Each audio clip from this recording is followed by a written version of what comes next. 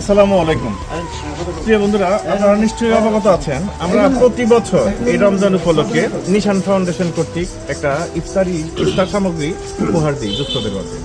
এটা এই কার্যক্রম আমরা অব্যাহত রাখছি। এটা 1000 লোকরা আমরা এই আওতায় নিয়ে আসছি আর কি, এই ইফতার বন্টনের মধ্যে।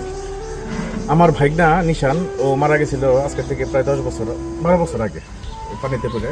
ওর এই যে নামে আমরা ফাউন্ডেশনটা করছি, ওই ফাউন্ডেশনের উদ্যোগে আমরা সমাজের যে কল্যাণকর কার্যক্রম আছে আমরা এগুলো অব্যাহত রাখছি এবং করি আর কি।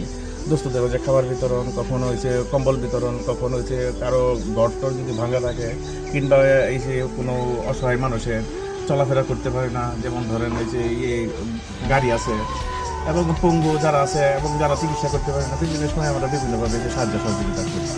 তো এই দেশে লোক দেখানোর জন্য না, এদেশে সামাজিক একটা কার্যক্রম আমরা অব্যাহত রাখছি, যাতে অন্যরাও উৎসাহিত হয়, যে অন্যরা যাতে এই কাজগুলি করে। যারা বিত্তশালী আছেন, আমি খুবই নগণ্য লোক, খুব গরিব মানুষ, কিন্তু অনেক বিত্তশালীরা আছেন না, যারা এই কার্যক্রম দেখে উৎসাহিত হবে, এই সমাজের যে গরিব দুঃখী মেহনতি মানুষের পাশে দাঁড়াবে, এই প্রত্যাশা আপনাদের প্রতি থাকবে এবং সবাই অসহায় মানুষের পাশে থাকবে।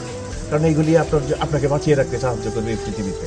কারণ আমরা কেউ বাঁচবো না, আর আমরা মারা গেলে আমাদের এসে যে টাকা পয়সা পকেটে করে নিয়ে যেতে পারবো না।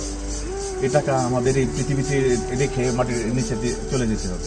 তাই বলবো, যারা বিত্তশালী আছে অসহায়দের সহযোগিতা করবে, অসহায়দের পাশে থাকবে, এই প্রত্যাশা করি।